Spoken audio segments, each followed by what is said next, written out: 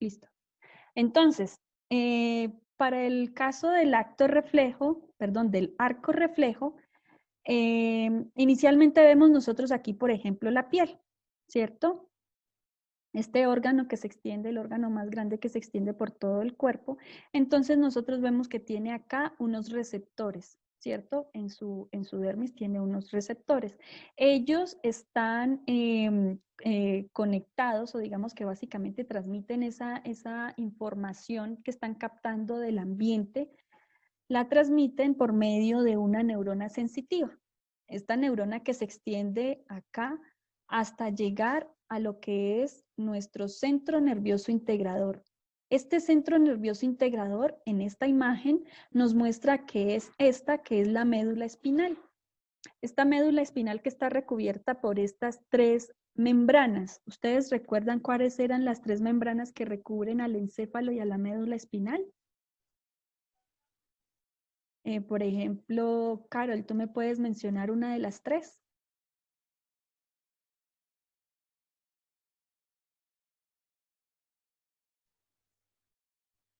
Carol Alarcón.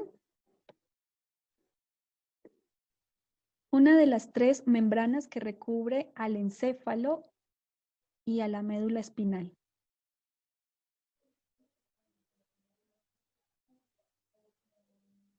Ok, Carol, me puedes escribir entonces, no hay problema.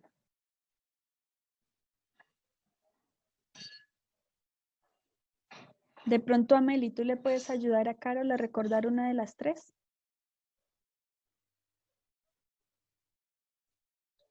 La pia madre. La pia madre, muy bien. Es la capa más ¿qué? La capa más interna. Está la del medio que es la aracnoidea.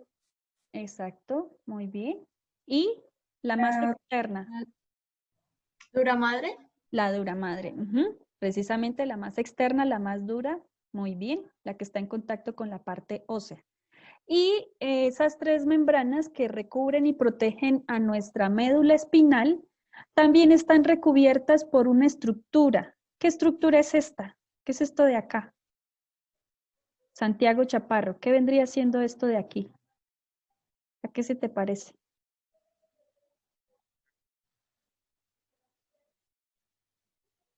Por ejemplo, Jorge, ¿tú le puedes ayudar?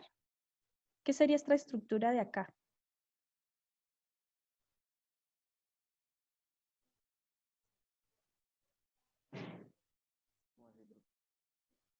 ¿No sabes? Ok. En el caso, por ejemplo, del encéfalo, ¿qué recubre y protege al encéfalo que también tiene relación con esto de acá? Eso es la columna, ¿no? La columna vertebral, muy bien. Entonces, aquí hay una y dos, ¿qué?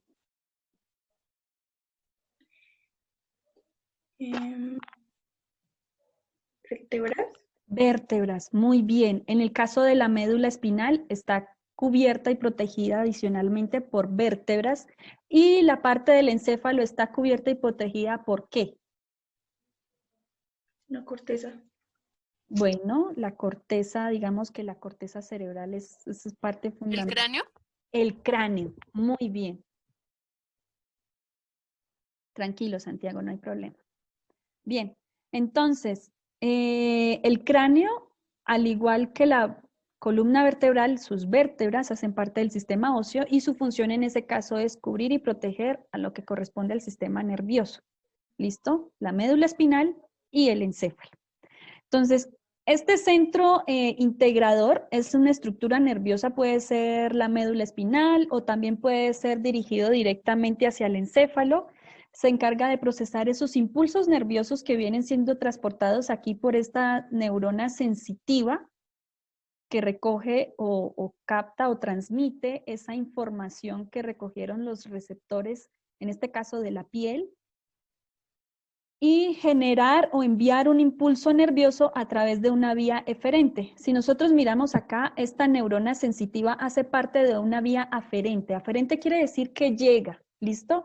En este caso, un estímulo para la piel podría ser un pinchazo o también podría ser el calor.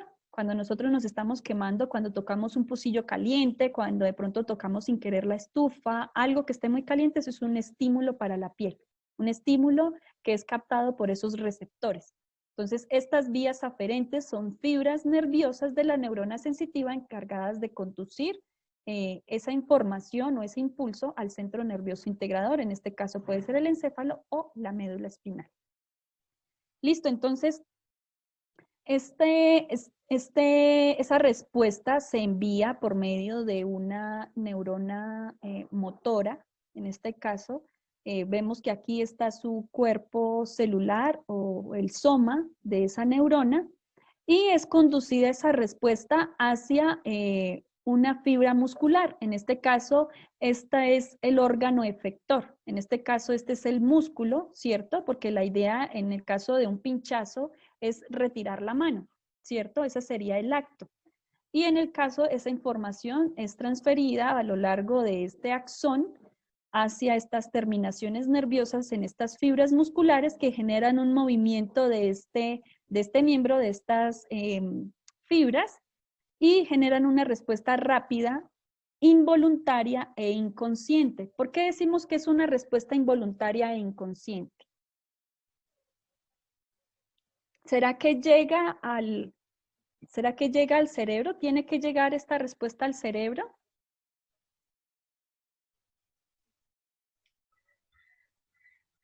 ¿Será que en el caso de esta de acá, esta información llega al cerebro, el centro nervioso integrador en un momento cuando uno se está pinchando un dedo, cuando se está quemando, debe llegar al cerebro?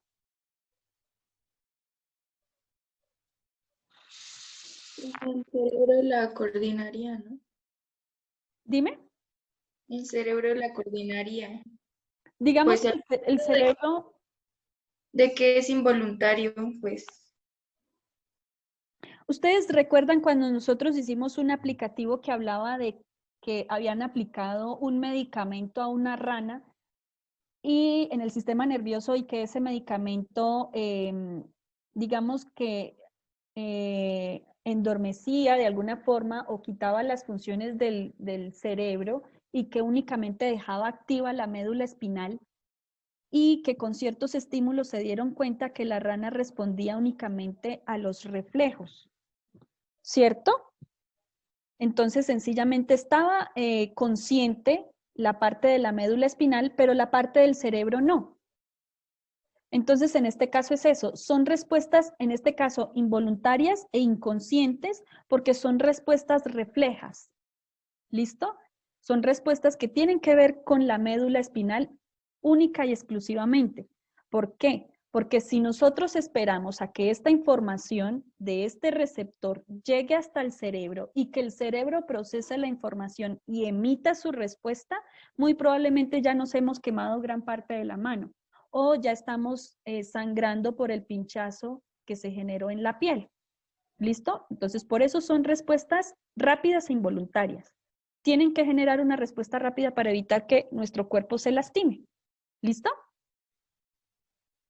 Bien, entonces esta inicial, la parte inicial sería la vía aferente y la parte de generar una respuesta sería nuestra vía eferente. Ahora tengan en cuenta que esta vía eferente tiene conexión con sus terminaciones nerviosas con el órgano que va a generar la respuesta. En este caso puede ser una respuesta motora o también puede ser una respuesta secretora. Cuando hablamos de una respuesta secretora, quiere decir que se produjo alguna sustancia, alguna secreción, llámese lagrimal, sudorípara o de pronto salival, cualquier tipo de glándula. ¿Listo? Bien, entonces esa es el arco reflejo. Hay otra cosa que se llama el acto reflejo. Entonces, cuando nosotros hablamos del arco reflejo, se menciona que hay mínimo dos neuronas, una neurona o una fibra nerviosa de tipo aferente y una eferente. La aferente, que es la que recibe la información, capta la información de los receptores y la eferente, que es la que transmite la respuesta. Cuando hablamos del acto reflejo, sencillamente también se puede hablar del reflejo, que es la respuesta como tal. Entonces, por ejemplo, en este caso nos están mostrando en este esquema Esto que está en azul hace referencia al nervio sensitivo, que es el que capta la información de los receptores, transmite la información de los receptores, y lo que está en rojo sale de la médula espinal emitiendo una respuesta. En este caso va hacia un nervio motor, este que es el nervio motor, direccionando la información hacia el órgano efector, que en este caso sería el músculo. Y en ese caso, la respuesta es retirar la mano. Esa flexión de la mano vendría siendo el acto reflejo. Es la acción que ocurre como respuesta a un estímulo. En este caso, el calor por fuego. ¿Listo? Entonces hay diferentes tipos de respuestas. En este caso, en este ejemplo, sería la flexión del brazo. Bien. Entonces hay dos tipos o hay dos clasificaciones. El sistema nervioso se puede clasificar de dos formas. El sistema nervioso periférico se puede clasificar en sistema nervioso periférico aferente, que es el que recibe información, y el sistema nervioso periférico eferente, que está conformado por algunas fibras que comunican el sistema nervioso con la central, con los efectores. Entonces, para generar una respuesta. Ahora bien, ese sistema nervioso está organizado de dos formas y nosotros ya lo habíamos visto. Digamos que esto es un repaso pequeñito. En los nervios raquídeos, algunos de ustedes lo expusieron en su clase cuando hicieron la exposición del encéfalo que hicieron en plastilina.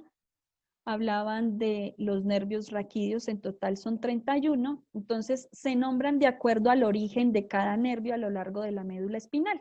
Entonces esta médula espinal está dividida en la parte cervical, que son estos primero 8 pares de nervios. También están luego la zona torácica, que corresponde al tórax, donde hay 12 pares. La zona lumbar, que son 5 pares. Luego la zona sacra, que son 5, y el último, que sería el coxígeo, que solamente es un par.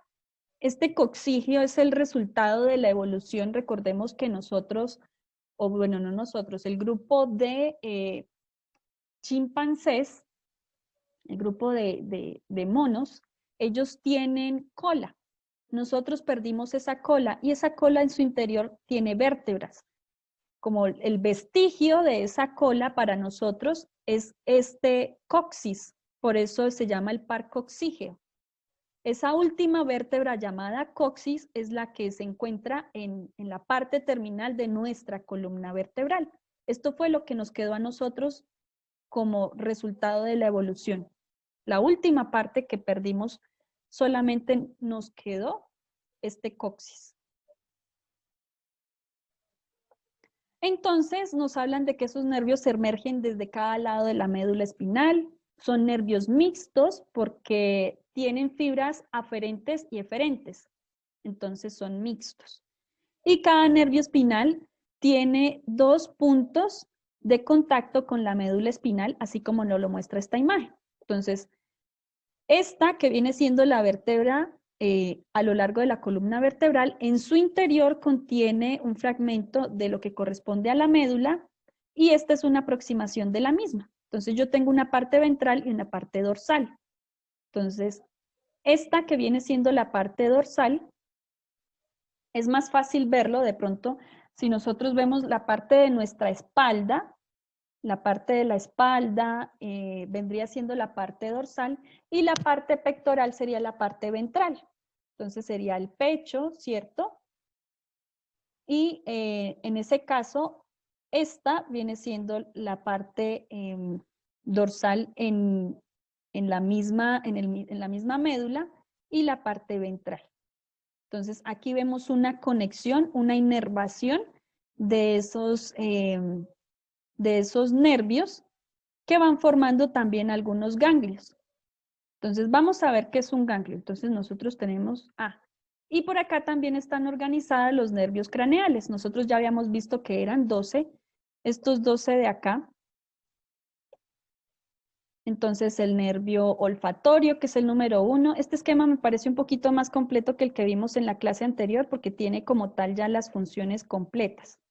Entonces el nervio olfatorio, que es el del olfato, el nervio óptico de la visión, el oculomotor de la constricción de la pupila y movimiento ocular, el nervio troclear únicamente del movimiento de los ojos, el nervio de abducens también del movimiento de los ojos, el nervio accesorio, el movimiento de la cabeza y el cuello, el vestíbulo coclear de la audición y el equilibrio, el nervio glosofaríngeo de la deglución y el gusto, entonces el paso del alimento hacia la faringe, el nervio hipogloso del movimiento de la lengua, el nervio vago, información motora, sensorial y automática de las vísceras, los pulmones, el estómago y el corazón, el nervio facial de los músculos de la cara, las glándulas salivales y lacrimales, la sensación en la lengua, y el nervio trigémino, que es la masticación y sensaciones de la cara y la cabeza. Entonces, en esos dos está conformado en los nervios craneales y los nervios raquídeos, traqueales 12 y raquídeos 31. Ahora sí vamos a ver cómo es la actividad voluntaria e involuntaria. Entonces, ese sistema nervioso se encuentra dividido en un sistema somático y un sistema autónomo. El somático nos sirve para mover la cabeza o nos indica las respuestas de movimiento voluntario de la cabeza, de los brazos, de las piernas, de los ojos. Entonces, cuando nosotros hacemos algún deporte, nosotros estamos indicándole a nuestro cuerpo hacia dónde vamos. Si nosotros damos un paso, si nosotros vamos corriendo, si nosotros lanzamos la pelota, entonces el movimiento de los brazos, la cabeza, las piernas, y esto es exclusivamente, está inervado con músculos esqueléticos para el movimiento del cuerpo como tal, el desplazamiento. Y el sistema nervioso autónomo, entonces ya se refiere a controlar las funciones vitales del organismo cuando actúan en regulación de la actividad involuntaria. Entonces, por ejemplo, el músculo cardíaco. Nosotros no le indicamos al cuerpo en qué momento hay una sístole y una diástole, o tampoco le indicamos en qué momento las glándulas están excretando alguna sustancia, o estamos haciendo la digestión de algún alimento. Entonces, eso es involuntario. Y se forman una especie de ganglios. Entonces, esos ganglios son estos de acá. Los ganglios sencillamente son la unión de dos neuronas, de la parte del axón de una neurona con el soma de la otra. Entonces nosotros tenemos, hay uno que nosotros podemos tocar aquí fácilmente. Ustedes pueden llevar el mentón hacia la parte del cuello y con eso va a salir un ganglio que nosotros tenemos acá de cada lado de la mandíbula. A veces uno siente que se inflama y se irrita un poquito, y uno piensa que de pronto le va a dar paperas, pero resulta que ese es un ganglio que nosotros tenemos acá, en la parte media de nuestra mandíbula, el maxilar inferior. Entonces, intenten llevar este mentón hacia el cuello. Haciendo esto, van a poder coger de cada lado el ganglio. Entonces, por ejemplo, el mío está acá. ¿Listo? Cada uno de nosotros tenemos un ganglio de cada lado de la mandíbula. Uno se demora un poquito en reconocerlo, pero ahí está. ¿Alguien me iba a decir algo? ¿Cómo se supone que debe ser? Se siente como una bolita. ¿Ustedes alguna vez sintieron o han visto o han tocado un lipoma? ¿Una masita? ¿No?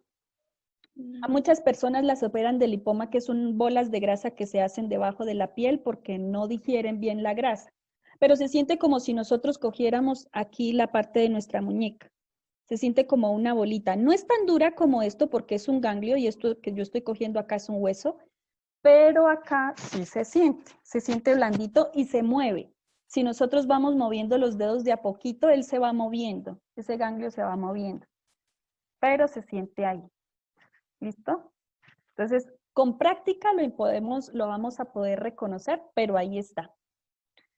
Entonces, ese ganglio se forma a partir de una neurona que tiene su soma en la parte del sistema o inervado del sistema nervioso central y se llama esta una neurona preganglionar que tiene su cuerpo celular o la sustancia gris del encéfalo o de la médula espinal, allí está su soma, y su axón mielinizado se dirige hacia, su axón mielinizado abandona el sistema nervioso central y forma parte de un nervio raquídeo o craneal. Entonces puede salir de la médula espinal o puede salir del encéfalo. Y tiene una unión con una neurona posganglionar, entonces el axón, sus dendritas se van a unir al cuerpo o soma de una neurona posganglionar que no tiene, en este caso ya no va a tener mielina, sencillamente va a ser amielínica, y su cuerpo se encuentra fuera del sistema. ¿En qué momento está haciendo de pronto el movimiento del músculo cardíaco? Pero allí está. Entonces, se divide en dos. Está el sistema nervioso parasimpático y el sistema nervioso simpático. En el caso del parasimpático, digamos que tiene una función y es almacenar energía. Entonces, él busca estar como en calma. Se asocia con actividades de calma, de reposo y mantenimiento del organismo, como la lenta respiración y el calmado ritmo cardíaco en las horas de sueño. En el caso de este sistema, él genera una respuesta de tipo local, es decir, actúa solamente sobre una zona del organismo. Y también está relacionado con, en el caso de las neuronas pre- y postganglionares del sistema nervioso parasimpático, son las que liberan neurotransmisores de acetilcolina. Esa acetilcolina es la que permite o inhibe más bien el músculo cardíaco. Cuando se inhibe el músculo cardíaco quiere decir que no hay un ritmo cardíaco. No hay una frecuencia del ritmo cardíaco muy alta. Digamos que no da como que uno siente que late muchísimo el corazón, entonces eso se va a inhibir. Y lo contrario ocurre con el sistema nervioso simpático. Entonces, este sistema está formado por neuronas preganglionares que salen de las porciones torácica y lumbar de la médula espinal. Sus axones son cortos y hacen sinapsis en ganglios autónomos que se encuentran cerca del sistema nervioso central y lejos de los órganos efectores. Entonces, tiene varias funciones, son totalmente opuestas al sistema nervioso parasimpático. Si el sistema nervioso parasimpático está relacionado con la calma, este es todo lo contrario. Es responsable de activar al organismo, prepararlo para responder ante situaciones de estrés, de emergencia, de dolor o de ira. Las respuestas ya no son de tipo local como en el sistema nervioso parasimpático, sino que son de tipo global. Su funcionamiento se asocia con actividades que consumen energía. Por eso están relacionadas con la concentración o aumento de concentración de la glucosa en la sangre. ¿Ustedes recuerdan para qué es la glucosa en la sangre? ¿De dónde sale esa glucosa? ¿Por qué nosotros necesitamos glucosa en la sangre? ¿Recuerdan el metabolismo de las biomoléculas que vieron en séptimo? ¿No?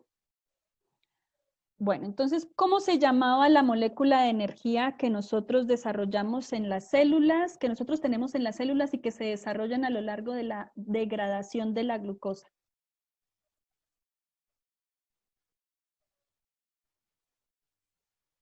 Si recuerdan, ATP, muy bien. Entonces, ese adenosin trifosfato, trifosfato, ATP, Sí. es la molécula de energía que se produce cuando hacemos la degradación o el catabolismo de carbohidratos, de lípidos y de proteínas. Esas son las tres biomoléculas. Entonces, cuando hacemos la glicólisis, que es la degradación de la glucosa, se produce gran parte de ese ATP. Entonces, todo el cuerpo necesita ATP para desarrollar movimientos. Si nosotros no comemos, no desarrollamos, no extraemos energía de los alimentos, no tenemos como la forma de hacer actividad física porque no tenemos ATP. ¿Listo? Esa molécula de energía no está si nosotros no consumimos alimentos. Entonces, como el sistema nervioso simpático es el responsable de activar al cuerpo para desarrollar actividades, entonces necesita bastante ATP, por eso es el encargado de disponer de esa concentración de glucosa en la sangre. Este esquema de aquí nos está mostrando a nosotros las funciones de esos dos sistemas. Entonces tenemos del lado izquierdo el parasimpático y del lado derecho el simpático. Entonces, en el caso de estos dos sistemas, cuando están inervados o cuando inervan a un mismo órgano, se habla de que hay una función antagonista. Antagonista quiere decir todo lo contrario, ¿cierto? Entonces, si el sistema parasimpático, en este caso, contrae la pupila en el ojo, el sistema simpático lo que va a hacer es dilatar la pupila en el ojo. ¿Ven que es totalmente lo contrario? ¿A qué se refiere la palabra dilatar? ¿A qué se refiere la palabra dilatar?